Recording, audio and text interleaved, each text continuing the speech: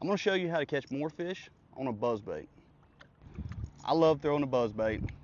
I feel like it's the four-wheel drive of topwater lures. It's an awesome bait, catches big fish every single year. I'm going to tell you a couple things that I do that may shorten your learning curve, help you catch a few more fish. First thing, this is the buzzbait I throw. This is the Greenfish Tackle Toter buzzbait. I throw it in the silver blade. The thing about this bait that separates it from others, it planes really, really well. You guys have tried throwing a buzzbait, you throw it out there, and you have to reel it really quickly to get it to come to the surface. This isn't that bait. This one planes out really well, comes to the surface pretty well immediately, and you don't have to burn this thing. You can, but you can reel this thing at any speed, and that's why I throw this one March to November. The toad on the back of it, I throw it either a white one whenever I'm in clear water or I feel like I'm around shad eaters. If I'm in dirtier to stained water or I feel like I'm around bluegill eaters, the black one is the one that I throw. You really don't need an expensive setup for a buzzbait. I've tried a couple different rods and this one just seems to work. The particular rod's a 13 fishing to 5 black, 7.3 medium heavy fast, and I throw it on 40-pound braid. That's really personal preference there. All right, now that we got the setup out of the way, I'm gonna take you guys through a few things as to how I fish it and see if I can kind of shorten your learning curve and help y'all catch a few more fish. Right now it's June, so some of these rules apply to really summertime fish more than they would in like the spring or the fall, just because that time of the year there's a lot more fish just scattered around roaming. Summer, you're gonna have fish that are positioned on specific things. I generally keep my trolling motor going pretty quick. I got it on 60 and it's not out of the ordinary for me to have it on 80 or even 100. I feel like if I put this bait in front of more fish, that's more bites that I can potentially have. So that's one key. Don't hang out on the same place all day long. You get most of your bites within the first 50% of your cast. So you see me reeling it in pretty quick there on the last little bit. That's because I've already brought it through the juice. I mean, if I was going to get a bite, it would have happened by right now.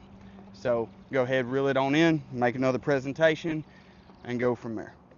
Reeling your buzzbait all the way back out to the boat, the only thing you're really doing is wasting time. I've had less than a handful of fish ever hit it within 10 or 15 feet of the boat.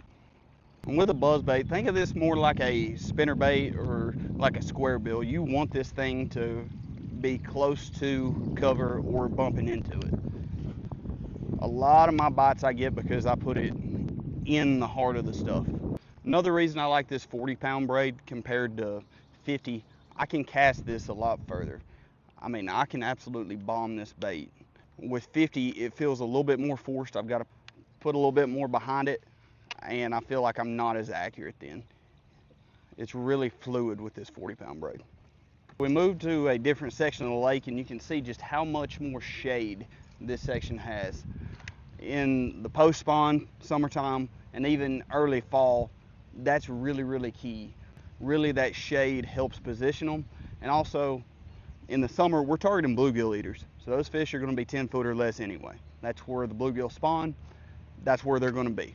And again, we're not going to fish this all the way back to the boat. We're going to give it the first half of the cast and then reel it on in, make another cast. With the buzzbait, because you have to get it close to stuff and you're throwing it around cover, this is when being an accurate caster really comes into play. If you can't put it in a coffee cup at 70 yards, that's fine, but you don't want to be staying hung up because then it's not going to be fun for you. You see right here coming up, we got this lay down and then we have this trash mat. These are awesome. I've caught a ton of fish on stuff like this. It seems like depth doesn't matter whatsoever whenever you come across something like that. There's enough shade that they can get up in there and hide, and I don't think they really mind it at all. And again, we're keeping a pretty quick pace. I've got my trolling motor on 60.